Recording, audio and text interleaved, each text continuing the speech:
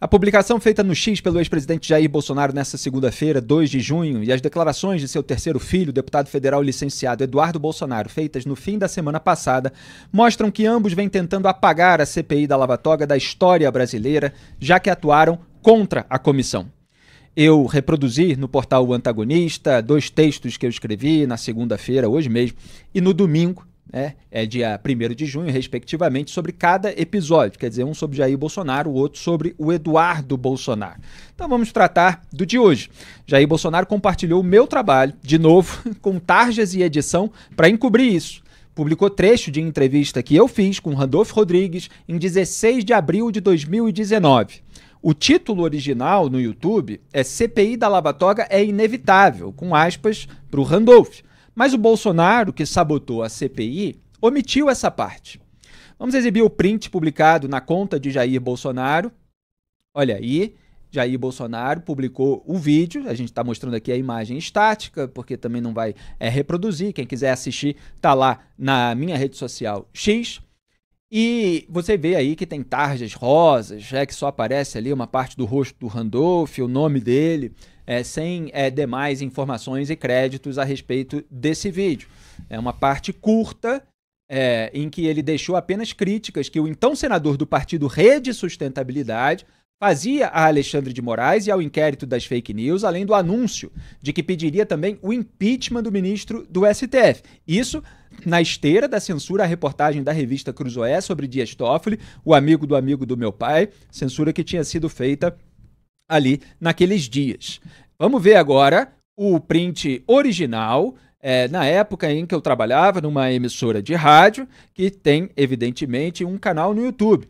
Randolfo Rodrigues, CPI da Lava Toga é inevitável. Um corte que viralizou nas redes sociais, estava aí com 321 mil quando a gente fez esse print hoje, de 6 anos atrás. Então tô lá eu entrevistando o Randolfo Rodrigues no programa que eu ancorava, como ancoro aqui, o Papo Antagonista. E até a legenda, o GC, como a gente chama no jargão jornalístico, é Moraes manterá inquérito de fake news.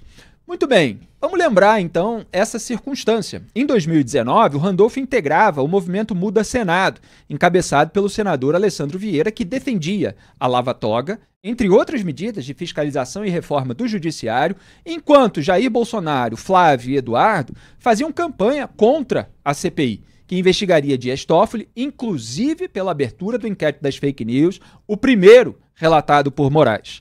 Toffoli, então presidente do Supremo, blindava Flávio Bolsonaro contra investigações de peculato. Randolph, portanto, era mais crítico do STF naquela época que a família Bolsonaro. A família Bolsonaro que se aliou ao PT para enterrar a CPI da Lava Toga, com Flávio apoiando o petista Rogério Carvalho no parecer contrário à comissão. Isso tudo está registrado e tem até o relato do Alessandro Vieira sobre essa dobradinha. Então eu repito, quem ficou ao lado do PT contra a CPI da Lava Toga foi a família Bolsonaro, não o Randolph, que nem era do partido ainda. A oposição do então senador da Rede ao governo Bolsonaro, que em nada muda os fatos históricos que eu acabei de citar, se intensificou 2 anos depois, em 27 de abril de 2021, quando ele foi eleito vice-presidente da CPI da pandemia, também chamada de CPI da Covid. E com a polarização eleitoral, o Randolfo foi convidado por Lula em 18 de janeiro de 2022, quer dizer, a gente já está falando aí de anos depois, a integrar o conselho político de sua campanha presidencial e aceitou o convite em 22 de fevereiro daquele ano. E uma vez eleito, o Lula escolheu o Randolfo em 29 de dezembro de 2022 para ser líder do governo no Congresso. O senador só deixou a Rede em 18 de maio de 2023 e ainda ficou 14 meses sem partido, até se filiar ao PT em 18 de julho de 2024. Jair Bolsonaro, ao compartilhar o vídeo cortado do agora petista Randolph, tenta mostrar que até o líder do governo Lula no Congresso já se voltou contra os abusos de Moraes. O relator que só virou alvo do bolsonarismo em 2020, quando os seus ativistas viraram alvos do inquérito que os Bolsonaro deixaram crescer. Aliás, com o endosso de 2 indicados pelo então presidente, André Mendonça, na época advogado-geral da União, e Augusto Aras, então procurador-geral da República. É até cômico que a publicação do ex-presidente tenha ocorrido um dia após bolsonaristas tentarem justificar no X, em relação a uma outra publicação minha, a sabotagem bolsonarista da Lava Toga, alegando que Randolph fazia parte dela, como se ele fosse, na ocasião, um petista infiltrado que faria tudo acabar em pizza, e como se realmente fosse melhor, então, boicotar a investigação antecipadamente. É aquela pirueta lógica. Não era essa, claro, a alegação dos Bolsonaro em 2019, quando pressionaram senadores a retirar a assinatura do requerimento de criação da CPI, como cada um deles detalhou em entrevistas para mim, essas, claro, jamais compartilhadas pelo ex-presidente. Major Olímpio, Soraya Tronic, Selma Arruda, por exemplo.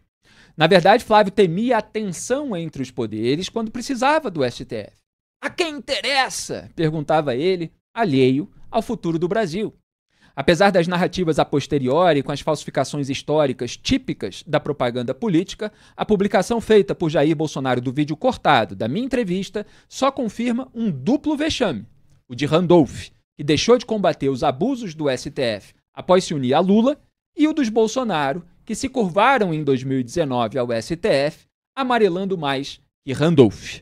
Eu já vou agora falar das falas do Eduardo Bolsonaro, mas primeiro queria aqui rodar os comentários para a gente fazer uma alternância com o Duda Teixeira. Duda, revisionismo histórico tá de vento em popa, né? Você ainda vai falar sobre uma outra parte dele, mas é realmente curioso como isso acontece dos dois lados. E a gente que combate o revisionismo petista, lulista, a gente combate também o revisionismo bolsonarista.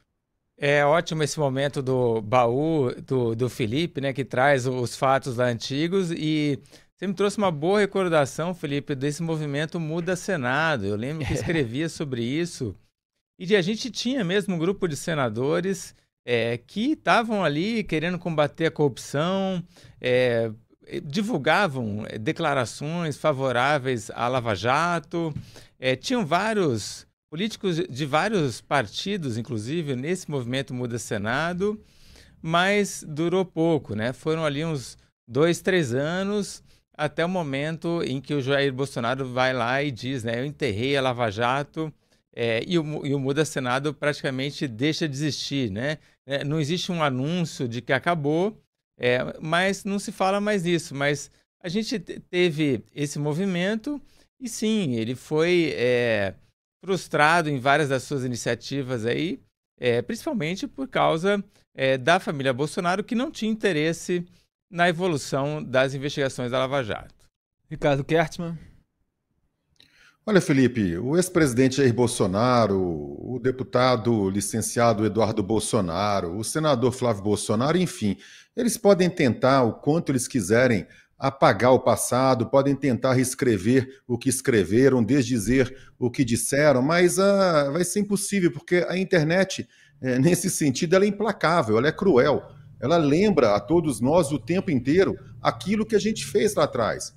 Obviamente, Felipe, todos nós podemos mudar de opinião, todos nós temos direito, inclusive, a pensar hoje diferente do que a gente pensava lá atrás. Mas quando a gente quiser mudar de opinião, em nome até da honestidade intelectual e da coerência, a gente tem que ser justo com os novos fatos. Se eles querem apresentar novos argumentos, que eles apresentem esses novos argumentos, Felipe. Número 1, primeiro, dando crédito ao autor intelectual do material que eles utilizam. E não é a primeira vez, nesse caso é você, mas não é a primeira vez que fazem isso, que eles suprimem o nome do autor, no caso você, dos materiais que eles utilizam. Em segundo lugar, o que talvez seja ainda mais grave é o fato deles modificarem, deturparem, seja parcial ou integralmente esses materiais, para poder corroborar uma tese que eles alegam, mas que é falsa. Porque esse material especificamente, que você está mostrando e que eles estão utilizando de forma indevida, na verdade, eles tentam esconder aquilo que eles fizeram. Então, é duplamente errado, ou triplamente errado, pelo fato de quererem modificar um material que não lhes pertence. Isso, para mim, deveria, inclusive, se não é ilícito, deveria ser ilícito. É uma apropriação indevida e uma modificação indevida de material alheio. Mas, pior ainda, é querer esconder o passado, esconder o que eles fizeram lá atrás, apresentando fatos que não correspondem a essa verdade. Pois é, a gente vai lembrar, inclusive, da última vez em que Jair Bolsonaro pegou um conteúdo meu, um trabalho que eu fiz. Foi uma matéria publicada em O Antagonista, com o título O Acerto para a Campanha Mala foi com o Palocci e Lula, disse Marcelo Odebrecht. Quando eu resgatei depoimento do Marcelo Odebrecht, cruzei com outros depoimentos da época da Lava Jato, inclusive de pessoas da própria Odebrecht, diretor no Peru, diretor para América Latina, e o Jair Bolsonaro, para apontar a sujeira do lado lulista, pegou uma matéria minha, um print, em que o meu nome estava borrado ali. E a gente vai mostrar isso logo. Por isso que eu falei que ele, de novo, está usando o meu trabalho sem dar crédito, evidentemente, para evitar que o seu público acompanhe um jornalista independente que aponta a sujeira também do lado dele, né? E vamos lembrar aí o print, já que esse está na agulha, do Eduardo Bolsonaro fazendo sua campanha contra a CPI da Lava Toga. Isso foi matéria em um antagonista em 15 de setembro de 2019. Eduardo Bolsonaro compartilha vídeo que critica a CPI da Lava Toga. Eu peguei a manchete e montei aí com a própria postagem do Eduardo Bolsonaro no Facebook. A matéria está disponível, assim como a postagem continua lá. E o Eduardo compartilhou o vídeo de uma ativista bolsonarista para fazer uma suposta reflexão. Na verdade, era um vídeo cheio de alegações contra a CPI, justamente para justificar a postura da família Bolsonaro, que naquele momento sabotava a iniciativa. Então vamos agora analisar a fala do Eduardo Bolsonaro à revista Veja. Abro aspas. O Brasil deveria ter tido a decência de conseguir parar o Alexandre de Moraes. Não aconteceu. Por isso tivemos que recorrer aqui às autoridades americanas. Fecho aspas. Olhem bem para essa frase. Olhem bem para essas 3 frases, na verdade, para essa declaração. Não aconteceu. Eu vou repetir. O Brasil deveria ter tido a decência.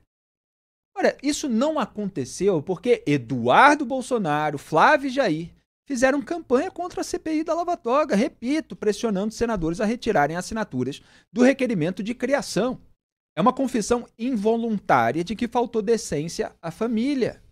Então, o que o Ricardo Kerstmann estava falando? Se eles querem mudar de posição a respeito de investigação ou punição de ministros do Supremo Tribunal Federal, que sejam honestos intelectualmente a respeito da realidade histórica, que admitem que deem o braço a torcer, mas não dão, e ainda querem usar conteúdo de 6 anos atrás, feito por jornalistas independentes e vigilantes que mantêm a sua coerência, sem atribuir os créditos, etc., para fingir que sempre tiveram a mesma posição contra a escalada autoritária do Supremo Tribunal Federal, como se não tivessem colaborado para ela. E aí, em outro trecho da entrevista, o Eduardo Bolsonaro disse, aspas, há quanto tempo está aberto o inquérito das fake news?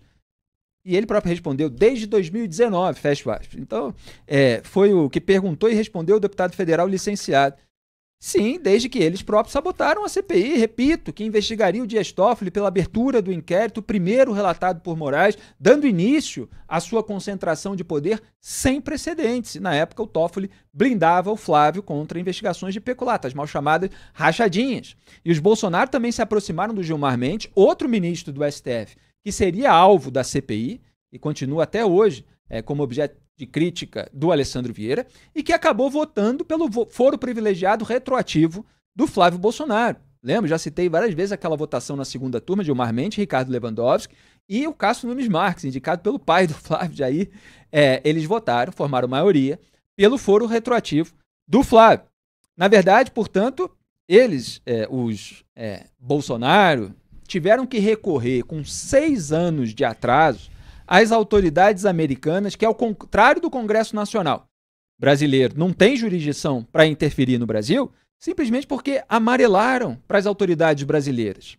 Eu alertei em 2019, e o vídeo também está lá no meu X, @FMouraBrasil, que o momento para conter a escalada autoritária do STF era aquele. E ainda apontei a amarelada em tempo real, mas os Bolsonaro estavam mais preocupados com a situação da família que com o futuro do país.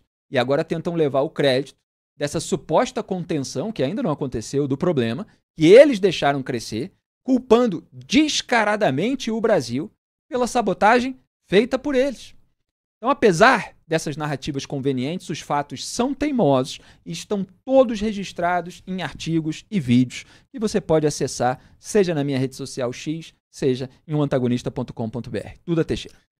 Tomei um susto quando li essa declaração do Eduardo Bolsonaro no final de semana.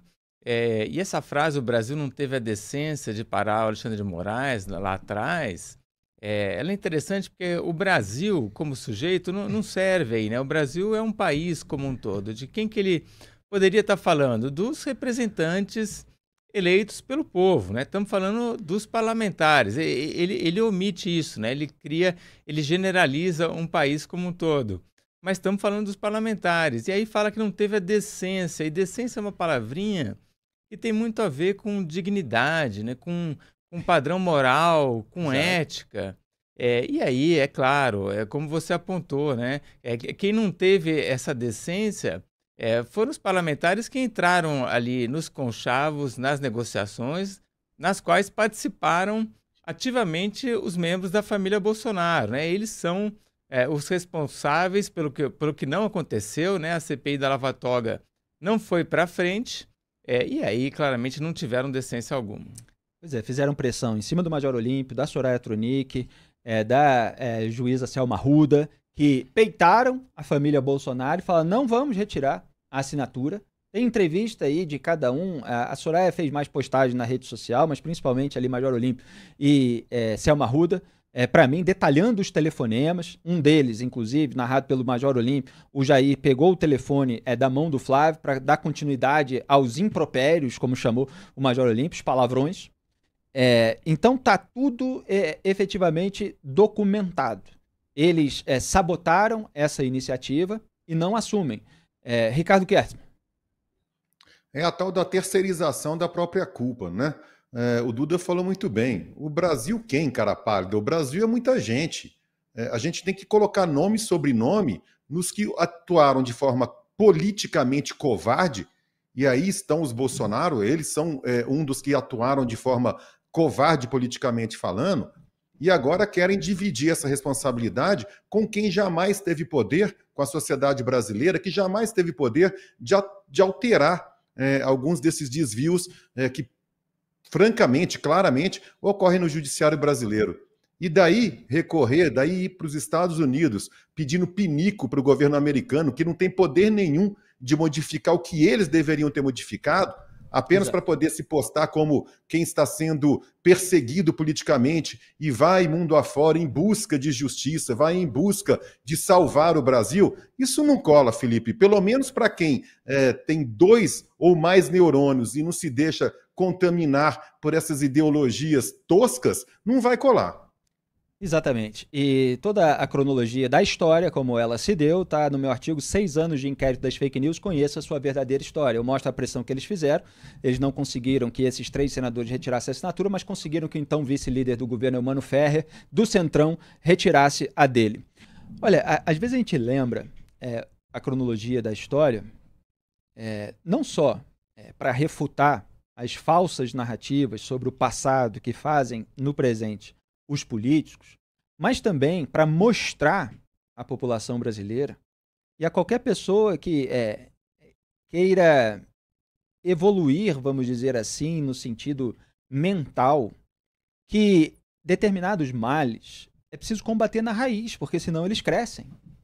E quando a gente alerta na raiz que certos males devem ser combatidos, muitas vezes a gente é atacado por políticos por fazer esse alerta.